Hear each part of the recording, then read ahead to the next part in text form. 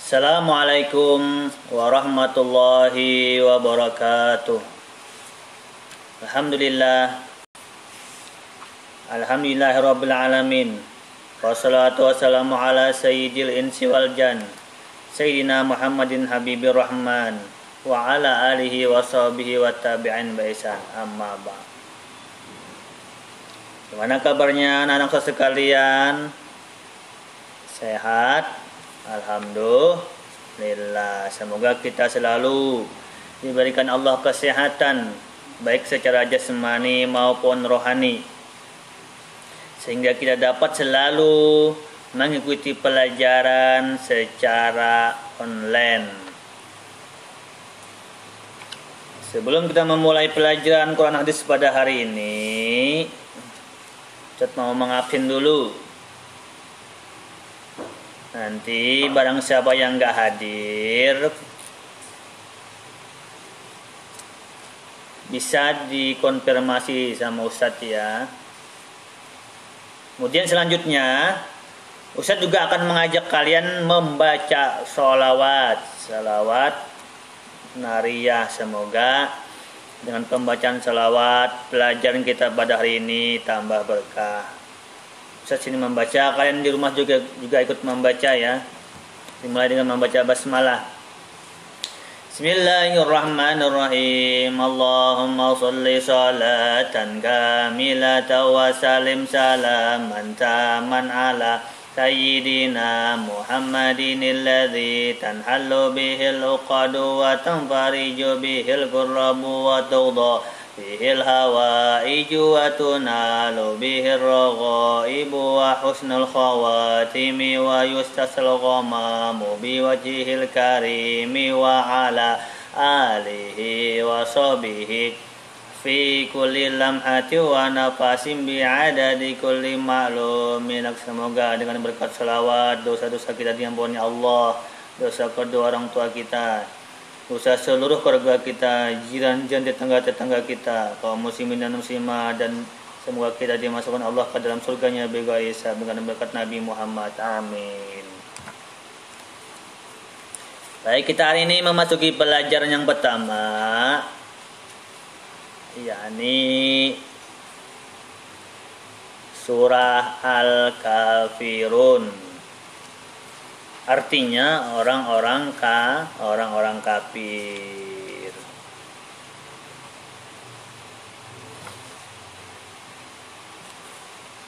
Baik, lanjut.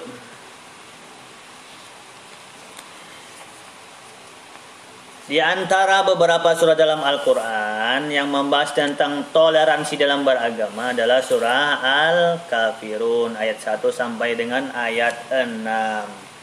Dan surah Al-Kafirun juga merupakan surah yang ke-109 dari surah-surah yang ada, dan termasuk surah Makkiyah.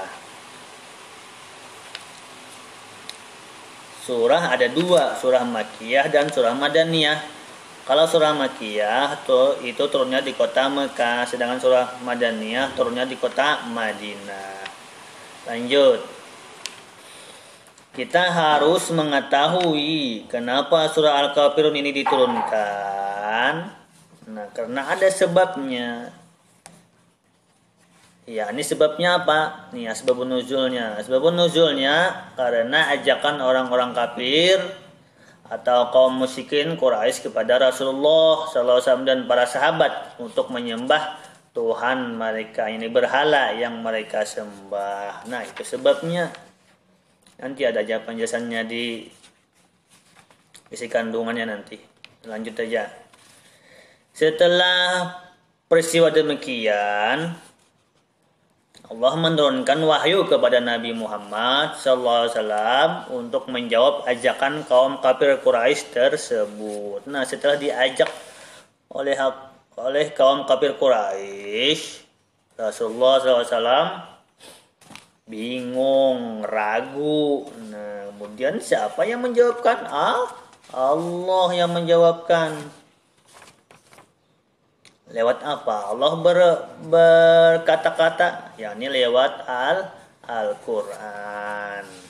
Nah, Allah tuh bisa ngomong tapi ngomongnya lewat Al-Quran, bukan ngomong kayak kita. Makanya Allah itu bersifat kalamun, berkata-kata, tapi kata-katanya bukan kayak kita. Nah, lanjut. Sebelum kita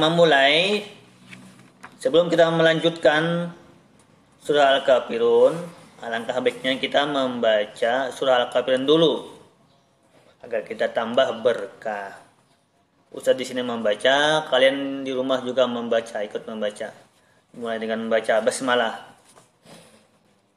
Bismillahirrahmanirrahim.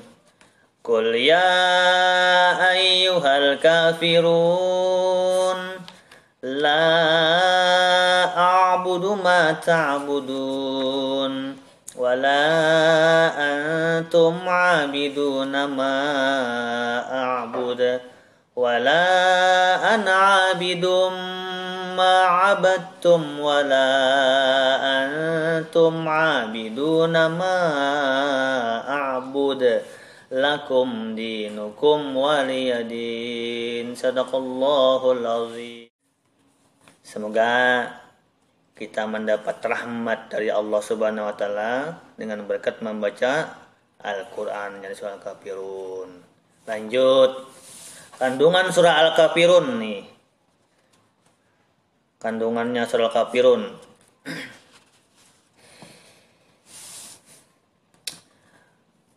Semenjak Nabi Muhammad berdakwah di mana? Di kota Mekah dan Madinah, orang-orang kafir Quraisy berusaha menghalangi dakwahnya Nabi Muhammad dengan berbagai cara, bujukan dan rayuan.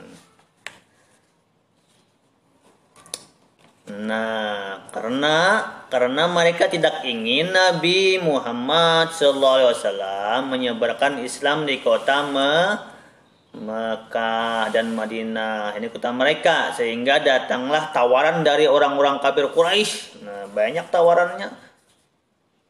Berbagai cara sudah mereka lakukan ketika Nabi Muhammad berdakwah di kota Mekah dan Madinah. Tapi apa?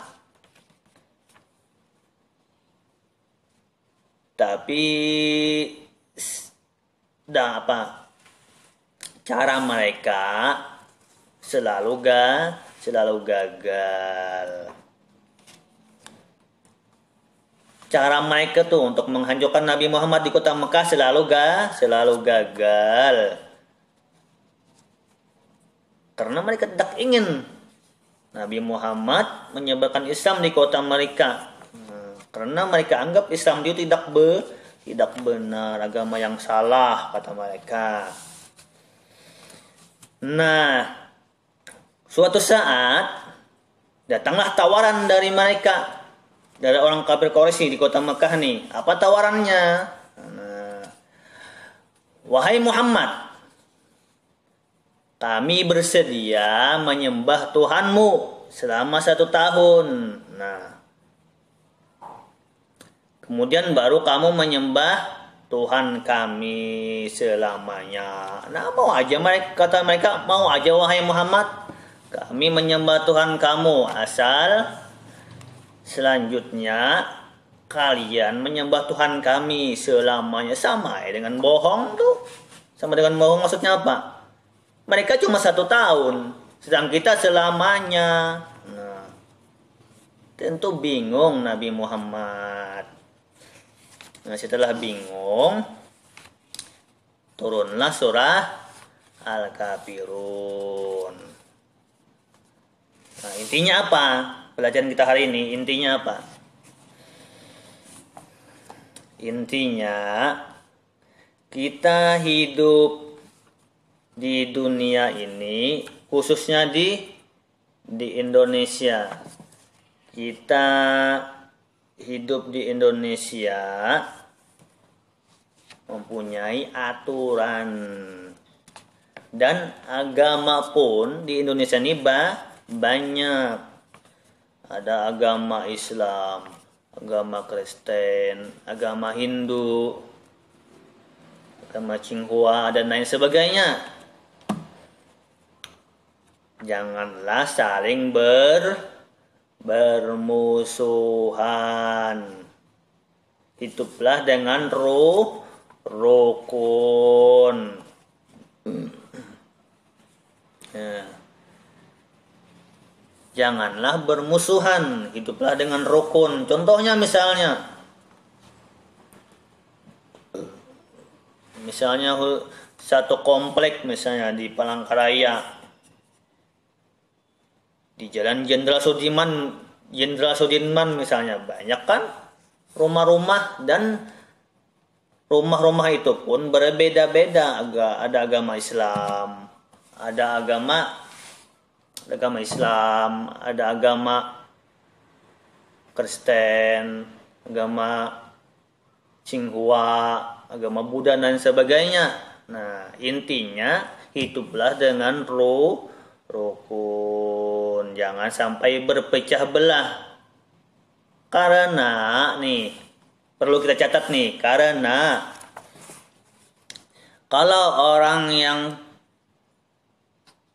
berpecah belah antar agama nih, maka timbullah permusuhan. Nah, itu yang ditakutkan. Zaman sekarang nih, itu yang ditakutkan. Jangan sampai berpecah belah. Karena berpecah belah itu menimbulkan kehancuran. Contohnya nih, contoh ini. Misalnya satu rumah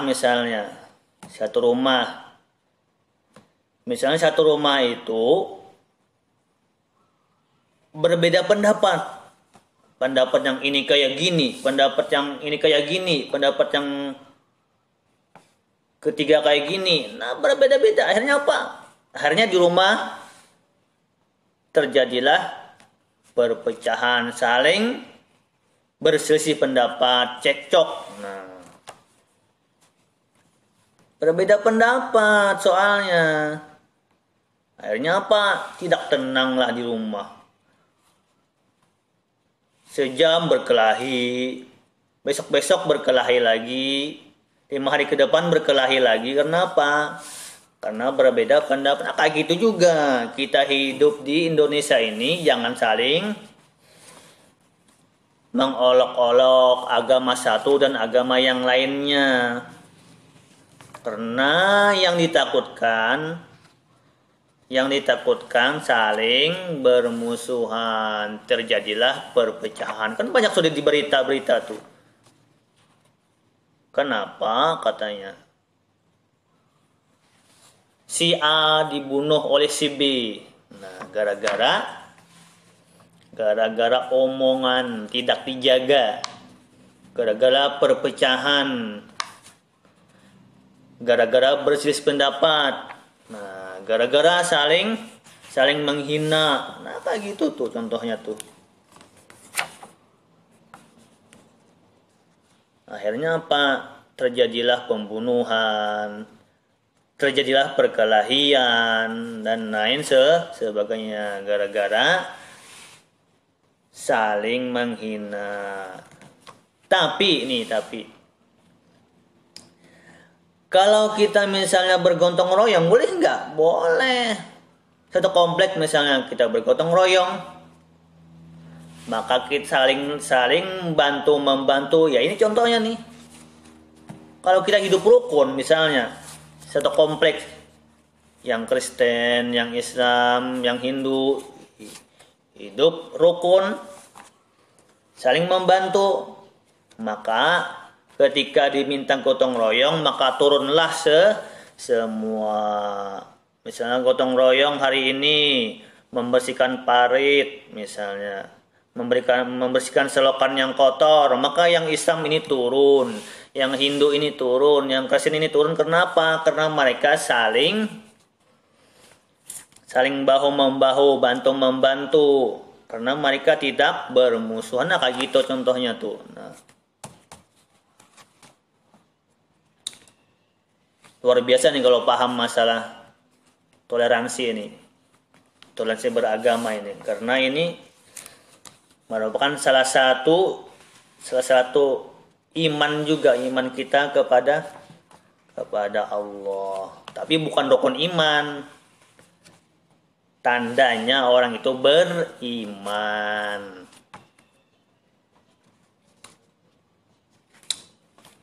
Di mana tandanya berimannya tidak bermusuhan, tidak saling menghina. Nah itu contohnya Nabi Muhammad. Nabi Muhammad ceritanya kan kayak gitu.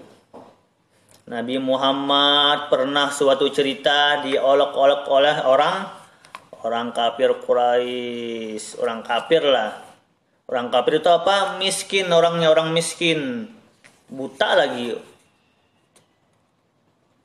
Diolok-olok di mana? Di pasar. Nabi Muhammad diolok-olok orang pengemis. Pengemisnya tuh buta. Kata pengemisnya, wahai orang-orang yang ada di sini, tahu nggak kalian? Tahu nggak kalian Nabi Muhammad tuh orang pendusta, katanya. Kata pengemis itu kan, Nabi Muhammad tuh orangnya ahli sihir. Diolok-olok Nabi Muhammad. Ada nggak Nabi Muhammad membalas?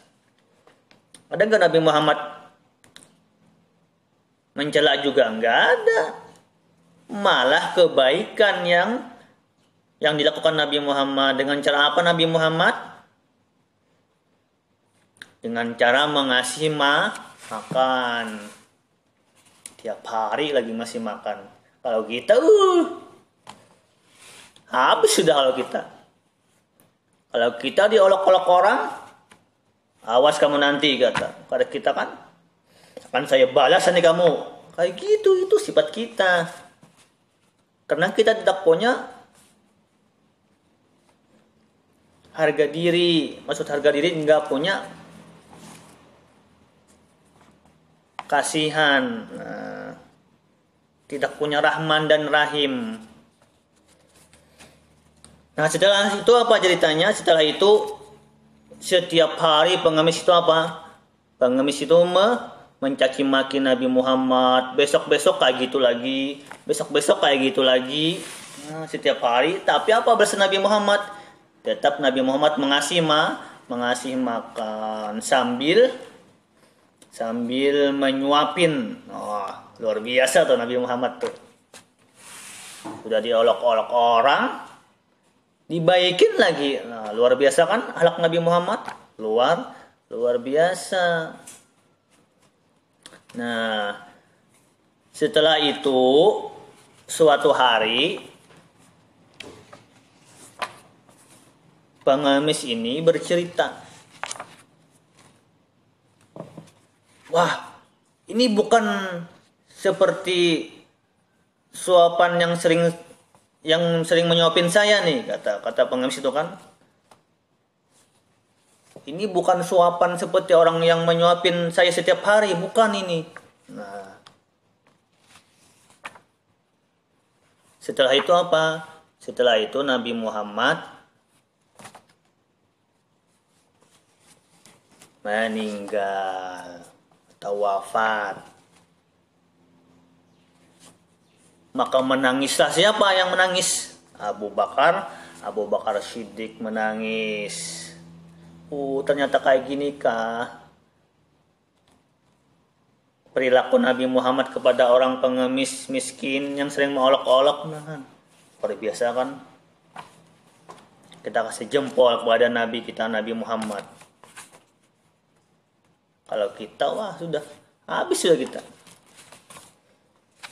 Kalau kita diolok-olok orang, lama gak lamaan balas kita. Itu sifat kita. Nah, semoga cerita ini dapat menginspirasi kita semuanya ya.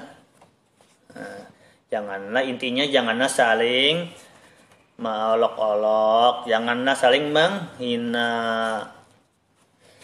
Karena itu merupakan sifat yang tidak baik, sifat yang bukan akhlaknya Nabi Muhammad. Nah, semoga paham ya. Ini cerita sedikit.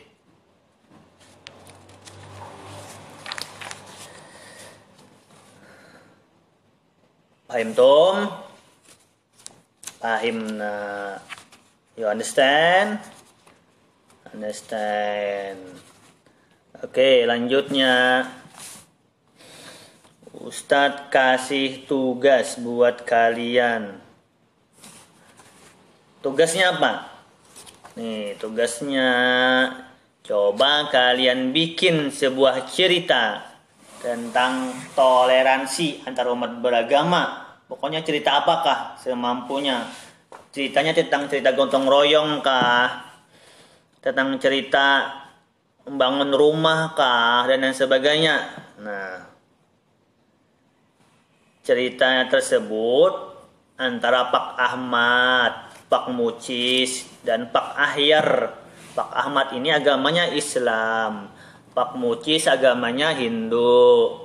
Pak Ahyar agamanya Kristen. Gimana cara mereka bertoleransi? Paham Tom? Paham. Nah, semoga pelajaran kita pada hari ini dapat kita aplikasikan dalam kehidupan kita pribadi. Ustadz salah hilap mohon maaf apabila ada kata-kata Ustadz yang kurang tepat. Sekali lagi Ustadz mohon maaf karena Ustadz juga manusia. Wabillahi taufiq wal hidayah. Assalamualaikum warahmatullahi wabarakatuh.